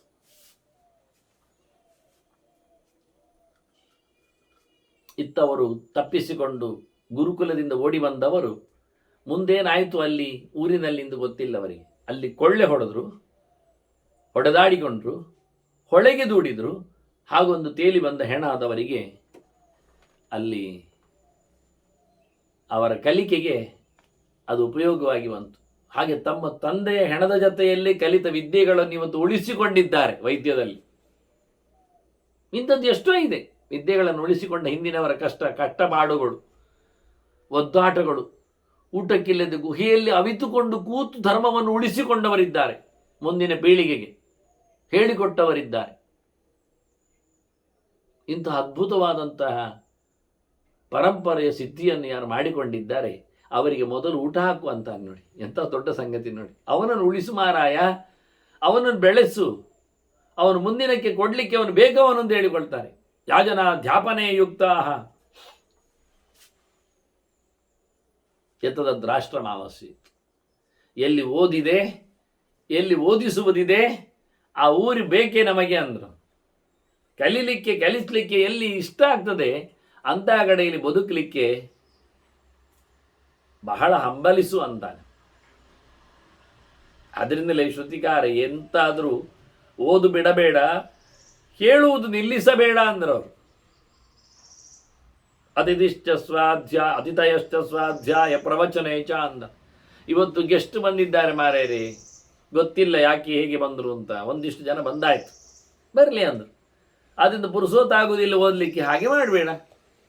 ಹೇಳಲಿಕ್ಕೆ ಸಮಯ ಸಿಗಲಿಲ್ಲ ಅದು ಅಲ್ಲ, ಮತ್ತೆ ಇವತ್ತು ಹೆಚ್ಚು ಜನ ಬಂದ್ರಲ್ಲ, ಅವರಿಗೂ ಹೇಳಲಿಕ್ಕೆ ಆಯ್ತಲ್ಲ, ಅವರಿಗೂ ಹೇಳು, ಅವರಿಂದಲೂ ಕಲಿ. ಎಂಥ ಕರ್ಮಗಳು ಮನೆಯಲ್ಲಿ ನಡೆದರೂ, ಊರಿನಲ್ಲಿ ಆದರೂ, ಜಾತ್ರೆ ಇರಲಿ, ಜನ ಜಂಗುಳಿ ಇರಲಿ, ರೋಗ ರುಜಿನಗಳು ಬರಲಿ, ಎಂಥದಾದರೂ ಕಲಿಕೆಗೆ ಕಡೆಯಿಲ್ಲ ಅಂದ. ಓದು ನಿಲ್ಲಿಸಬೇಡ, ಓದಿಸುವುದು ತಪ್ಪಿಸಬೇಡ. ಮುಗಿಯಿತು. ಕಲಿಸು ಅನ್ನುವುದನ್ನು ಬಹಳ ದೊಡ್ಡ ಮಟ್ಟಿನಲ್ಲಿ, ಅದು ಬಾಕ್ಯ ವಿದ್ಯೆಗಳಲ್ಲ, ಉಪಯೋಗಕ್ಕಿಲ್ಲದ ವಿದ್ಯೆಗಳಲ್ಲ, ಅಶಾಶ್ವತವಾದ ವಿದ್ಯೆಗಳಲ್ಲ, ಬದಲಾಗುವ ವಿದ್ಯೆಗಳಲ್ಲ, ಸನಾತನ ವಿದ್ಯೆಗಳು, ನಿರಂತರವಾದ ವಿದ್ಯೆಗಳು, ಶಾಸ್ತ್ರ ಚಿಂತನೆಗಳು ಆಗುವಲ್ಲಿ, ಉಡುವಲ್ಲಿ, ಆಗಿಸುವವರು ಇರುವಲ್ಲಿ ನೀನಿರು, ಅವರಿಗೆ ಹೆಚ್ಚು ಆದ್ಯತೆ ಕೊಡು ಅಂತ. ಮತ್ತೊಂದು ಹೇಳ್ತಾನೆ, ಚಿಂತನೆ ಮಾತ್ರ ಉಳಿದ್ರೆ ಆಗುವುದಿಲ್ಲ, ಅದನ್ನು ಪ್ರಯೋಗದಲ್ಲಿ ತರಬೇಕಲ್ಲ. ನಾನು ಹಾಗೆ ಹೇಳಿದ ಹಾಗೆ ನೋಡಿ, ನಾನು ಒಂದು ಪ್ರಶ್ನೆ ಕೇಳುತ್ತೇನೆ, ಉತ್ತರಿಸಿ ನಾಳೆ. ಈಗ ನಮಗೆ ವಾಜಪೇಯಿ ಯಾಗ ಗೊತ್ತುಂಟ? ಈಗ ನಮಗೆ ಆಪ್ತ್ರೋಯಾಮ ಗೊತ್ತುಂಟ? ಅಂದರೆ ಏನಂತಲೇ ಗೊತ್ತಿಲ್ಲದಿದ್ದಾಗ ಹೇಳುದೇನು ನಾನು. ಆವತ್ತು ಆಯ್ತಲ್ಲ ಮಹಾಭಾರತ ಕಾಲದಲ್ಲಿ ರಾಜಸೂಯ ಯಾಗ, ಈಗಾಗ್ಲಿಯ ಅದರದ್ದು ವ್ಯವಸ್ಥೆ ಗೊತ್ತಾ? ಅಶ್ವಮೇಧ ಯಾಗ ಹೇಳಿಕೊಳ್ತೀರಲ್ಲ, ಕುದುರೆ ಬಿಡುವ ಏನದಿ ಕತೆ? ಎಂತ ಅರ್ಥ ಮಾಡೋದು ನಾವು? ಎಲ್ಲಿ ಹೋಯಿತು ಪ್ರಾಯೋಗಿಕವಾದ ವ್ಯವಸ್ಥೆ? ಒಂದು ಕೇಳಲಿಕ್ಕಾದ್ರೂ ಹೇಳಲಿಕ್ಕಾದ್ರೂ ಸುಮ್ಮನೆ ಬೇಡ, ನಾಟಕೀಯವಾಗಿ ಆದರೂ ಒಂದು ಯಾಗವನ್ನು ತೋರಿಸಿಕೊಡಿ. ನಾಟಕದಲ್ಲಿ ಮಾಡಿ ತೋರಿಸುವುದು. 365 ದಿನದ್ದು ಬೇಡ, ಸಹಜವಾದ ಪ್ರಾಣಿಗಳು ಬೇಡ, ಸುಮ್ಮನೆ ಒಬ್ಬ ವ್ಯಕ್ತಿ ಕುದುರೆಯಾಗಿ ಓಡುವುದು ಅಂತ ಮಾಡುವ. ಅವನನ್ನು ಅಲ್ಲಿಟ್ಟು ವೇದಿಕೆಯಲ್ಲಿ ಓಡ್ತಾನೆ, ಎಲ್ಲ ಊರಿಗೆ ಬಂದು ಹೇಳು. ಒಂದು ಮಾಡಿ ತೋರಿಸಿ ಯಾಗವನ್ನು, ಏನೆಲ್ಲ ಅಲ್ಲಿ ನಡೀತದೆ, ಎಷ್ಟೆಲ್ಲ ದ್ರವ್ಯಗಳು ಬೇಕಾಗ್ತವೆ, ಎಷ್ಟು ಜಾಗಗಳನ್ನು ಅದು ಆಕ್ರಮಿಸ್ತದೆ, ಪತ್ನಿ ಶಾಲೆ ಹೇಗೆ, ಯಜಮಾನ ಶಾಲೆ ಹೇಗೆ, ಸಭ್ಯರ ಕಥೆ ಎಂಥದ್ದು, ಆವಸತ್ಯದ ವ್ಯವಸ್ಥೆಯನ್ನು, ದ್ರೋಣ ಕಲಶಗಳ ಬಗ್ಗೆ ಚಿಂತನೆ ಹೇಗೆ, ಇನ್ನೇನು ಸೋಮರಸಗಳನ್ನು ಹಿಂಡುವ, ಸೋಮ ನದಿಯನ್ನು ನಾವು ಕಳ್ಕೊಂಡಿದ್ದೇವನ್ನಂದ್ರೆ ಇನ್ನು ಸೋಮರಸ ಎಲ್ಲಿಂದ ತರುವುದು? ಹಿಂಡುವುದು ಯಾವಾಗ? ಸ್ವಾದಿಷ್ಟಯ ಮದಿಷ್ಟಯ ಪವಸ್ವ ಸೋಮಧಾರೈ ಪವಮಾನ ಸೂಕ್ತ ಹೇಳುವುದು ಯಾವಾಗ ನಾವು? ಇದನ್ನೆಲ್ಲ ಒಮ್ಮೆ ಡೆಮಾನ್ಸ್ಟ್ರೇಷನ್ ತೋರಿಸಬೇಕು ಅಂದರೆ ನಮ್ಮಲ್ಲಿ ಅಂಥ ತಿಳುವಳಿಕೆ ತುಂಬಿದವರೇ ಇಲ್ಲ. ನೀವು ನಗಬಹುದು, ಇದ್ದಾರೆ ಅಗ್ನಿಹೋತ್ರಿಗಳು ಹಾಗೆ ಮಾಡ್ತಾರೆ ಹೀಗೆ ಅಂತ. ನಾನು ಒಂದು ಸತಿ ಹಾಗೆ ಆಸೆಯಲ್ಲಿ 25 ವರ್ಷದ ಹಿಂದಿನ ಕಥೆ ಇದು. ಒಂದು ಸರ್ತಿ ಉಡುಪಿಯ ಕೃಷ್ಣ ಮಠದಲ್ಲಿ ಬಹಳ ದೊಡ್ಡ ಯಾಜ್ಞಿಕರು ಬಂದು ಅವರನ್ನು ಬರಮಾಡಿಸಿಕೊಂಡ್ರು. ಅವರು ದೊಡ್ಡ ಮಟ್ಟಿನ ಯಜ್ಞ ಎಲ್ಲ ಮಾಡುತ್ತಾರೆ ಅಂತ ಹೇಳಿ ಕೇಳಿದರು. ಸರಿ ಅಂದೆ. ನನಗೇನು ಅಂದರೆ, ನನಗೊಂದಿಷ್ಟು ನನ್ನ ಹತ್ರ ಮಾಹಿತಿಗಳಿವೆ. ಹಾಗಾಗಿ ಅಲ್ಲಿ ಯಜ್ಞ ಪರಿಕರದ ಜೊತೆಯಲ್ಲಿ ಯಜ್ಞ ಮಾಡುವ ವಿಧಾನವನ್ನು ನೋಡಿಕೊಳ್ಳಲಿಕ್ಕೆ ಬರ್ತದೆ, ಕೇಳಿಕೊಳ್ಳಲಿಕ್ಕೆ ಆಗ್ತದೆ ಅಂತ ಹೇಳಿ, ನನಗೇನು 24 ಗಂಟೆ ಇರಲಿಕ್ಕೆ ಬರುವುದಿಲ್ಲ. ಅಲ್ಲಿ ಸಂಜೆ ಕಾರ್ಯಕ್ರಮ ಇರ್ತದೆ, ಬೆಳಿಗ್ಗೆ ಬೇಗ ಕಾರ್ಯಕ್ರಮ ಆಗ್ತದೆ, ಮಧ್ಯಾಹ್ನದವರೆಗೆ ಆಗ್ತದೆ, ಎಲ್ಲ ಸರಿ ಗೊತ್ತು ನನಗೆ. ಹಾಗಾಗಿ ನಾನು ನನ್ನ ಹೊತ್ತಿನಲ್ಲಿ ಹೋಗಿ ಅವರ ಹತ್ರ ಕೆಲವೆಲ್ಲ ಪಟ್ಟಿ ಮಾಡಿಕೊಂಡು ಹೋಗಿ, ಇಂಥ ಸಂಗತಿಗಳ ಬಗ್ಗೆ ಹೀಗೆ ನಾನು ಅವರ ಹತ್ರ ಕೇಳಬೇಕು ಅಂತ 8-10 ಜನ ಜಾಸ್ತಿ ಇದ್ರು. ಕೇಳಬೇಕು ಅಂತ ಹೊರಟ್ರೆ ಒಂದೂ ಗೊತ್ತಿಲ್ಲ ಅವರಲ್ಲಿ, ಯಾವುದಕ್ಕೂ ಉತ್ತರ ಇರಲಿಲ್ಲ. ಮತ್ತು ಕಾಲಿನಾಗ ಹೇಳಿದ ಹಾಗೆ ಅವರು ದುಡ್ಡಿಗೋಸ್ಕರ ಅದನ್ನು ಪ್ರದರ್ಶನ ಮಾಡಲಿಕ್ಕೆ ಇಟ್ಟುಕೊಂಡ ಹಾಗೆ, ಅದು ಸಹಜವಾಗಿಲ್ಲ, ನಾಟಕ, ಬರೇ ಬೂಟಾಟಿಗೆ, ಎಲ್ಲ ತಪ್ಪು ಮಯ. ನಾನು ಹೇಳಿದ ಸೊತ್ತುಗಳು ಸಂಗತಿಗಳು ಅವರಲ್ಲಿ ಇರಲಿಲ್ಲ. ಮತ್ತು ಒಂದಿಷ್ಟು ದರ್ಬೆ ಹರಡಿಕೊಂಡಿದ್ದಾರೆ, ಒಂದಿಷ್ಟು ಬಗೆಯ ವೇದಿಗಳನ್ನು ತಯಾರು ಮಾಡಿಕೊಂಡಿದ್ದಾರೆ, ಒಂದಿಷ್ಟು ಆಹುತಿಗಳನ್ನು ಕೊಟ್ಟು ಸ್ವಾಹ ಅಂತ ಹೇಳಿ ಕೊಡ್ತಾ ಇದ್ದಾರೆ. ಯಾವ ಪ್ರಕಾರದ ವಿಷಯಗಳಲ್ಲಿಯೂ ಅದರೊಂದು ಪರಂಪರೆಯ ಕೊಂಡಿ ಇತ್ತು ಅಂತ ಹೇಳಿಕೊಳ್ಳಿಕ್ಕೆ ಒಂದು ಏನೋ ನಾಟಕದ ಕೆಲವು ಕಲ್ಪನೆಗಳಲ್ಲಿ ಇತ್ತು ಅಷ್ಟೆ. ಹೀಗೆ ಬಹಳ ಚೆಂದಾಗಿ ನಾವು ಬಿಟ್ಟಾಗಿದ್ದೇವೆ, ಅದನ್ನು ಉಳಿಸಿಕೊಳ್ಳುವ ಕೆಲಸ ಆಗಬೇಕು. ಆದ್ದರಿಂದ ಅವರು ಮತ್ತೊಮ್ಮೆ ರೀತಿಯಲ್ಲಿ ಹೇಳ್ತಾನೆ, ತಿಳುವಳಿಕೆ ಮಾತ್ರ ಇದ್ದರೆ ಪ್ರಯೋಜನ ಇಲ್ಲ, ಅದನ್ನು ನಡೆಸುವಿಕೆಯಲ್ಲಿ ಬಂದರೆ ಒಳ್ಳೆಯದು ಅಂತಾನೆ. ಸ್ವಾಹ ಸ್ವಧಾ ವಷಟ್ ಕಾರಾಹ ಯತ್ರ ಸಮ್ಯಕ್ ಅನುಷ್ಠಿತ. ಹೋಮ ಹವನಗಳು ಕಾಣಬೇಕು, ಪಿತೃಯಜ್ಞಗಳು ನಡಿಬೇಕು. ನನಗೆ ಇವತ್ತೂ ಪಿತೃಯಜ್ಞದಲ್ಲಿ ಪೂರ್ಣವಾದ ವಿಶ್ವಾಸ ಇಲ್ಲ. ಪಿಂಡ ಪ್ರದಾನದ ಕರ್ಮಾಂಗಗಳಲ್ಲಿ ಮತ್ತೂ ನನಗೆ ಸಂಶಯಗಳು ಹಾಗೇ ಉಳಿದಿವೆ. ಹೇಳಿಕೊಳ್ಳಿಕ್ಕೆ ಎಷ್ಟು ಹೇಳಿಕೊಂಡರೂ, ಗೆರೆಗಳನ್ನು ಅದ್ದಿಕೊಂಡರೂ ಅದು ನಡೆಸಿಕೊಳ್ಳುವ ಪ್ರಕಾರದಲ್ಲಿ ತಪ್ಪುಗಳೇ ಹೆಚ್ಚಿರ್ಲಿಕ್ಕೆ ಹೋಗಿ ಮತ್ತಷ್ಟು ಕೇಳುತ್ತಾ ಇದ್ದರೂ ಮತ್ತೆ ಹೇಳುವವರು ಸರಸೂತ್ರ ಇಲ್ಲ ಆಗ್ತಾರೆ. ನನ್ನ ಚಿಕ್ಕಪ್ಪನನ್ನೇ ಬಹಳಷ್ಟು ವರ್ಷ ನಮ್ಮಪ್ಪ ವಂಶವೇ ಒಂದು ಪುರೋಹಿತರ, ಅವರ ಕರ್ಮದಲ್ಲಿ ಅದು ನಿಷ್ಣಾತರ ವಂಶಗಳಿದ್ದಾವೆ. ಅವರಲ್ಲಿ ಕೇಳಲಿಕ್ಕಿದೆ, ಒಂದು ಸರ್ತಿ ಒಟ್ಟಾಗಬೇಕು ಅಂತ ಯೋಚನೆ ಮಾಡಿಕೊಂಡ್ರು ಆಗಲಿಲ್ಲ. ಹಳೆಯ ಕೊಂಡಿಗಳು, ಹಳೆಯ ತಲೆಮಾರುಗಳು. ನಾನು ಮತ್ತೊಮ್ಮೆ ಪಿತೃಮೇಧದ ಬಗ್ಗೆ ಅದನ್ನು ಗಡುಸಾಗಿ ಹೇಳಬೇಕು ಅಂತ ಇದ್ದೇನೆ. ನನ್ನ ತಲೆಯ ಕಲ್ಪನೆಯಲ್ಲಿ, ನನ್ನ ವಾಕ್ಯಗಳ, ನನ್ನ ಅಧ್ಯಯನದ ಒಂದು ಹಿನ್ನೆಲೆಯಲ್ಲಿ ಆ ಶ್ರಾದ್ದ ಪಿಂಡ ಪ್ರದಾನ ವಿಧಿಯಲ್ಲಿ ಅದು ಮುಂದೆ ಪುರಾಣ ಹೇಳಿದ್ದು ಉಂಟು, ಭಾರತ ಕೊಟ್ಟದ್ದು. ನಾನು ಎಷ್ಟೋ 30ರಷ್ಟು ನಾನು ಶ್ರಾದ್ದ ಸಮೀಕ್ಷೆ ಎಪಿಸೋಡ್ ಕೊಟ್ಟಿದ್ದೇನೆ. ನಾನು ಅದರಲ್ಲಿ ಬಂದಿದೆ, ಮುಂದೆ ಬರ್ತದೆ. ವಾಸ್ತವವಾಗಿ ಅಲ್ಲಿ ಭೋಜನ ಹಾಕುವ ಮುಂಚೆ ಪಿಂಡ ಪ್ರದಾನ ಮಾಡಲಿಕ್ಕಿರುವಂಥದ್ದು ಪಿತೃದೇವಸ್ಥಾನಗಳಲ್ಲಿ. ಇವತ್ತು ಹಾಕಿದ ನಂತರ ಆಗ್ತಾ ಇದೆ. ನನ್ನ ಹತ್ರ ಹಾಕುವ ಮುಂಚೆ ಹಾಕಲಿಕ್ಕೆ ಪ್ರಮಾಣಗಳಿವೆ. ಬದಲಾಯಿಸುವುದು ಯಾರು? ಬದಲಾವಣೆಯಲ್ಲಿ ಮುದ್ರಾಧಾರಣದ ಹಾಗೆ ಇವತ್ತೆಲ್ಲೆಡೆ ನಡೆಯುವಂಥದ್ದು ಮುದ್ರಾಧಾರಣೆ. ಅದು ಏಕಾದಶಿಯಲ್ಲಿ ಎಲ್ಲ ಮಟ್ಟವನ್ನು ಅನುಸರಿಸಿಕೊಂಡು ನೋಡಿಕೊಂಡ್ರೆ ಪೂರಾ ತಪ್ಪದು, 100% ತಪ್ಪದು. ದೀಕ್ಷಾ ವಿಧಿಯಲ್ಲಿ, ಮುದ್ರಾಧಾರಣ ವಿಧಿಯಲ್ಲಿ ಏಕಾದಶಿ ಅಲ್ಲವೇ ಅಲ್ಲ, ಏಕಾದಶಿ ಹೋಮ ಆಗುವುದೂ ಇಲ್ಲ.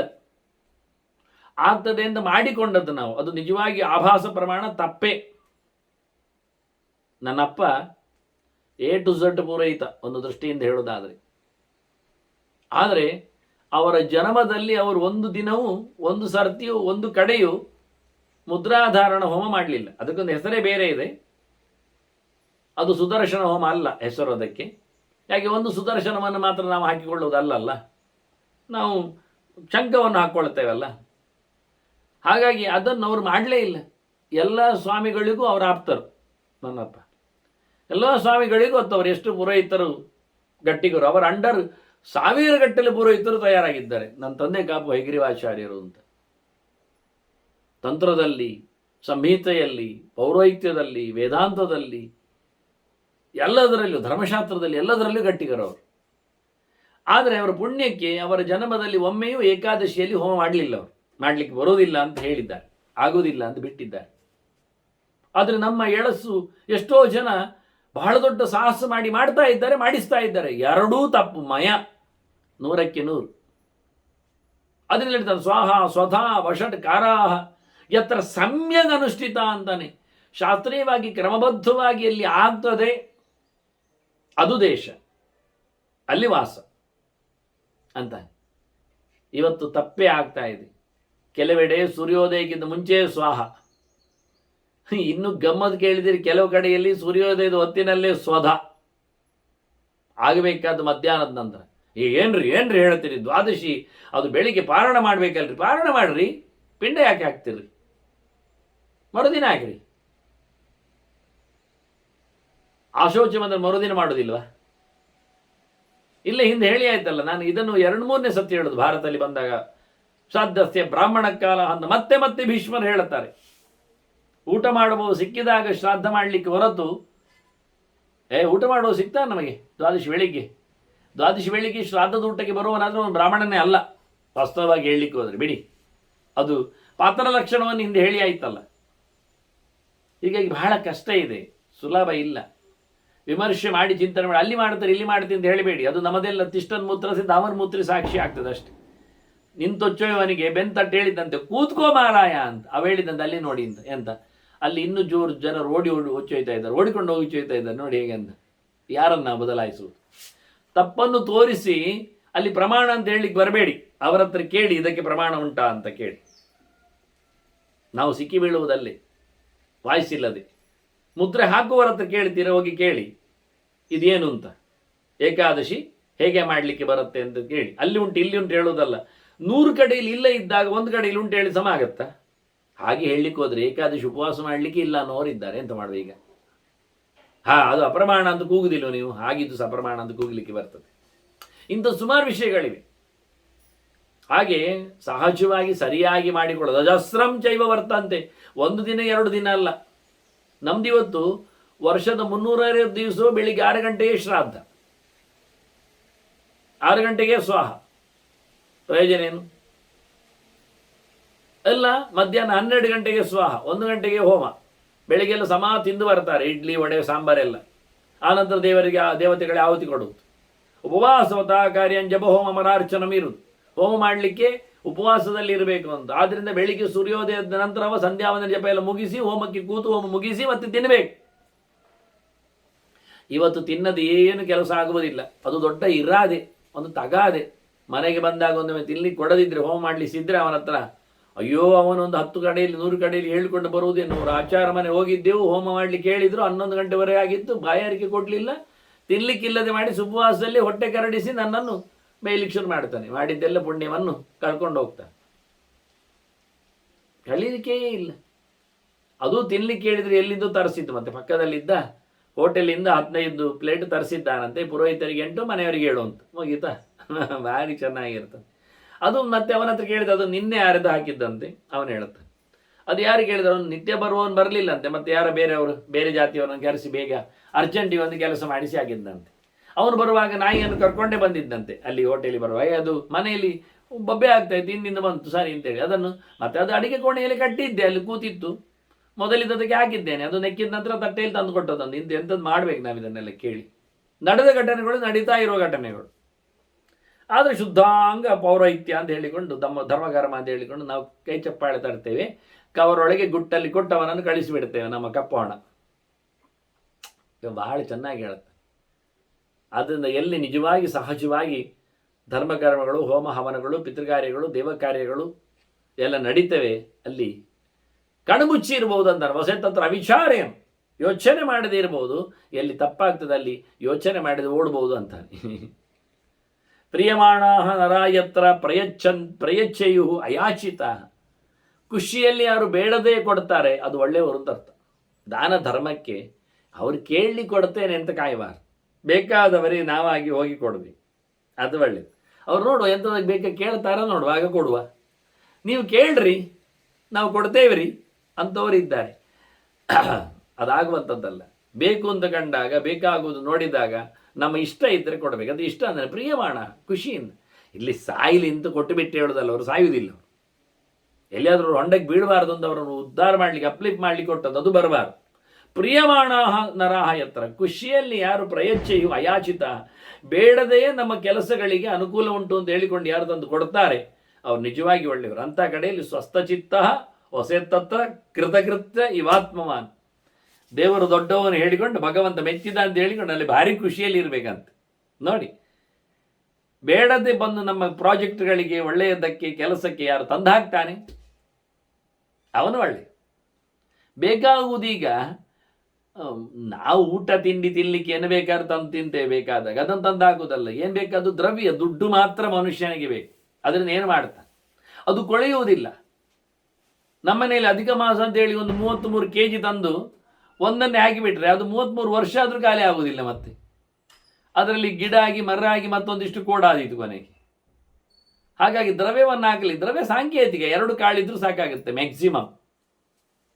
ಉಳಿದದ್ದು ದುಡ್ಡಿನಲ್ಲಿ ಅಂದ ಹೊತ್ತಗೆಗಳು ಇವೇ ಹೇಳಿಕೊಂಡು ನನ್ನ ಹತ್ರ ಎಷ್ಟೋ ಜನಕ್ಕೆ ಒಂದೊಂದು ಸತಿ ತಂದಾಗಿದ್ದು. ಎಂಥದ್ದು ಯಾವುದೋ ಒಂದು ಅವರದ್ದು ದ್ವಿತೀಯ ಅಕ್ಷರ ಪ್ರಾಸ ಬರುವ ಅವರು ಎಳೆವೆಯಲ್ಲಿ ಬರೆದಿರತಕ್ಕ ಕೆಲವು ಪದ್ಯಗಳಂತೆ ಅಂತ 3 ನಾಮದವನ ಪದ್ಯ ಅಂತ ಹಾಕಿದ್ದಾರೆ.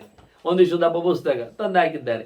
ಅಂದರೆ ನಾನು ಎಲ್ಲ ಕಡೆ ಪುಸ್ತಕ ಕೊಡೋದು ನೋಡಿ ನನಗೊಂದಿಷ್ಟು ಪುಸ್ತಕವನ್ನು ಎಲ್ಲ ತಂದು ಕೊಟ್ಟಿದ್ದಾರೆ.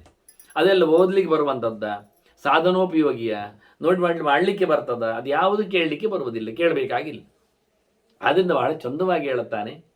ನಿಜವಾಗಿ ಎಲ್ಲಿ ವಾಸ್ತವವಾಗಿ ಸಂತೋಷದಲ್ಲಿ ಕೊಡುವುದು ನೋಡಿ ಕೊಟ್ಟು ಬಿಡ್ತಾನೆ ಅಂಥವನು ನಿಜವಾಗಿ ಒಳ್ಳೆಯವನಂತೆ.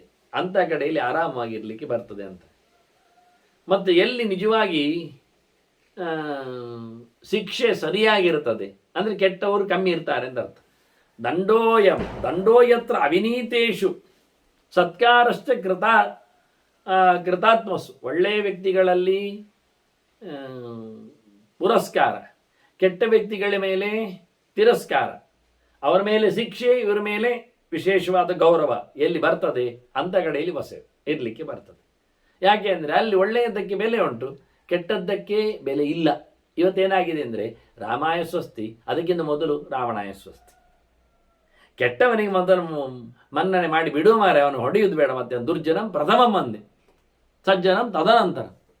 ಇದಾಗಲಿ, ಇದು ಒಳ್ಳೆಯದಲ್ಲ. ಹಾಗಾದರೆ ಯಾರು ಗಲಾಟೆ ಮಾಡ್ತಾರೆ ಶಾಲೆಯಲ್ಲಿ ಅವರಿಗೆ ಹೆಚ್ಚು ಮಾರ್ಕ್ ಕೊಡು, ಹಾಗೆ ಒಂಚೂರು ಗಲಾಟೆ ಕಮ್ಮಿ ಮಾಡಲಿ. ಮತ್ತು ಉಳಿದವರಿಗೆ ಓದಿ ಬರೆದವರಿಗೆ ಅವರೇಗೂ ಓದಿ ಬರೀತಾರಲ್ಲ, ಮತ್ತೇನು ಅವರಿಗೆ ಒಂದು 4 ಮಾರ್ಕ್ ಕಮ್ಮಿ ಕೊಡೋದು, ಯಾಕೆ ಇನ್ನೊಂಚೂರು ಓದಲಿ ಅಂತ. ಇದು ಒಳ್ಳೆ ಕಥೆ ಆಯ್ತಲ್ಲ. ಓದದವರಿಗೆ ಧರ್ಮಕ್ಕೆ ಕೊಡುವುದು, ಈ ಕಳ್ಳರಿಗೆ, ಮನೆ ಹಾಳರಿಗೆ, ಎಲ್ಲಿಯೋ ಬಿದ್ದುಕೊಳ್ಳುವವರಿಗೆ, ಕೆಲಸ ತಪ್ಪಿಸುವವರಿಗೆ, ಯಾವುದೋ ಕೆಲಸವನ್ನು ಎಳೆದು ದೀರ್ಘಕಾಲ ಮಾಡುವವರಿಗೆ, ಹಾಳು ಕೆಲಸವನ್ನು, ಇಂಥವರಿಗೆ ಪ್ರಯೋಜನ ಇಲ್ಲ, ಊಟ ಹಾಕಿ ದಂಡ. ಇದು ನಮ್ಮ ಇವತ್ತಿನ ಪಾಲಿಸಿ. ಅರ್ಥ ಆಯ್ತಲ್ಲ ನಿಮಗೆ? ದಡ್ಡರಿಗೆ ಮೇಲಧಿಕಾರ, ಉಳಿದವ ಬುದ್ಧಿಮಂತ ಕೆಳಗೆ ಪ್ರಶ್ನೆ ಮಾಡಿಕೊಂಡ್ರೆ ರಿಜೆಕ್ಟ್. ಕೇಳಲಿಕ್ಕೆ ಇಲ್ಲ. ಯಾಕೆ? ಸ್ವಲ್ಪ ಜಾಸ್ತಿ ಕೇಳಿ 2 ಸತಿ ಕೇಳಿದರೆ ಅವರು ನಮ್ಮ ಜಾತಿಯನ್ನು ಇಟ್ಟುಕೊಂಡು ಜೋರು ಮಾಡಿದ್ದಾರೆ ಎನ್ನುವುದನ್ನು ಗಡ್ದಾಗಿ ಬುದ್ಧಿ ಹೇಳಿಬಿಡ್ತಾನೆ. ಅಲ್ಲಿ ಮುಗಿದೋಯ್ತಾ? ಒಳ್ಳೆ ರೋಗಿ ಅಂದರೆ, ಒಳ್ಳೆ ರೋಗಿ ಅಂದರೆ ಪೂರಾ ಮೈ ತುಂಬ ರೋಗ, ಒಳ್ಳೆ ಡಾಕ್ಟ್ರು, ಪೂರಾ ರೋಗಕ್ಕೆ ಮದ್ದು ಕೊಟ್ಟ, ಒಳ್ಳೆದು ಮಾಡಿದ. 1 ವಾರದ ನಂತರ ನಿಮಗೆ ಇಂತಿಂಥ ಮದ್ದುಗಳನ್ನು ಇಂಥ ಕಡೆಯಿಂದ ತರಿಸಿ ಕೊಟ್ಟಿದ್ದೇನೆ, ಇಷ್ಟು ಬಿಲ್ ಆಗಿದೆ ಅಂತ ಕೊಟ್ಟ. ಅದೆಲ್ಲ ನೀವೇ ಕಟ್ಟಿ. ಇದು ನನ್ನ ಫೀಸ್ ಅಲ್ಲ, ನಾನು ತಗೊಳ್ಳುವುದಿಲ್ಲ. ಅವ್ರು ಬರೆದಿದ್ದಾರೆ 0 ಫೀಸು ಅಂತ. ಮದ್ದುಗಳನ್ನು ಬೇರೆ ಬೇರೆ ಕಡೆಯಿಂದ ತರಿಸಿದ್ದನ್ನು ಪಟ್ಟಿಟ್ಟು ಅವನಿಗೆ ಟ್ರೀಟ್ಮೆಂಟ್ ಆದದ್ದನ್ನು ಅವ್ರ ಫೈಲ್ ಉಂಟಲ್ಲ, ಆಗುವುದಿಲ್ಲ ಅಂದ. ನಾವು ಸರ್ಕಾರ ಜನ, ನಮಗೆ ಲೆಕ್ಕ ಇಲ್ಲ ಅಂದ. ಎಲ್ಲರಿಗೂ ಕೊಡಬೇಕಾದ್ದು ಕೊಡಬೇಕು, ಪೇಷಂಟ್ ಧರ್ಮ ಅಂತ. ನೀವು ಅದನ್ನು ನಾವು ಕಂಪ್ಲೇಂಟ್ ಮಾಡಿದ ಹೋಗಿ ಪೊಲೀಸ್ ಬಂದರು, ಡಾಕ್ಟರ್ ಹತ್ರ ಹೇಳಿದರು, ಫೇಮಸ್ ಡಾಕ್ಟ್ರು ಊರಿನಲ್ಲಿ, ಶಿವಮೊಗ್ಗ ಅಂತ, ಒಳ್ಳೆ ವೈದ್ಯ, ಎಲ್ಲರಿಗೂ ಗೊತ್ತು, ಆ ಊರಿನವರೆಲ್ಲ ಅವನಿಗೆ ಗೊತ್ತು. ಪೊಲೀಸರು ಹೇಳ್ತಾರೆ, ದಮ್ಮಯ್ಯ ಮಾರ್ರೆ, ಅವನನ್ನು ಬಿಟ್ಬಿಡಿ, ದುಡ್ಡನ್ನು ನೀವು ಕೈಯಿಂದ ಹಾಕೋದಿಲ್ಲ ಅಂದರು ಪ್ರಿನ್ಸಿಪಲ್ ಅಂದ. ನಿಮ್ಮ ಪ್ರಿನ್ಸಿಪಲ್ ನಿಮಗೆ ಡಿಸ್ಪೆನ್ಸರಿ ಒಳಗೆ, ನಾವೀಗ ಕಂಪ್ಲೇಂಟ್ ತಗೊಂಡ್ರೆ ನೀವು ಒಳಗೆ ಅಂತ. ನೋಡಿ ಎಂಥ ಫೈಟ್ ಮಾಡಿ ನೀವು ಸರ್ವೋಚ್ಚ ನ್ಯಾಯಾಲಯದಲ್ಲಿ ಹೋದರೂ ಉಚ್ಚೊಯ್ಯಬೇಕಷ್ಟೇ, ಮತ್ತೆಂಥದ್ದು ಇಲ್ಲ. ಅದು ಸರ್ವೋಚ್ಚ ನ್ಯಾಯಾಲಯ ದೊಡ್ಡ ಸುಮಾರು ವರ್ಷದ ಉಚ್ಚೆ ಒಯ್ಯಲಿಕ್ಕೆ ಬರ್ತದೆ, ಅದರಾಚೆಗೆ ಏನು ಮಾಡೋದಿಲ್ಲ. ಯಾಕೆ? ಇದು ಸಾಂವಿಧಾನಿಕವಾದ ಚಿಂತನೆ ಅಂತ ಹೇಳಿಬಿಡ್ತಾರೆ. ಇದನ್ನೇ ಉಲ್ಲೇಖ ಮಾಡಿದ. ಸತ್ಕಾರಶ್ಚ ಕೃತಾತ್ಮಸು ದಂಡ ಯತ್ರ ಅವಿನೀತೇಶು.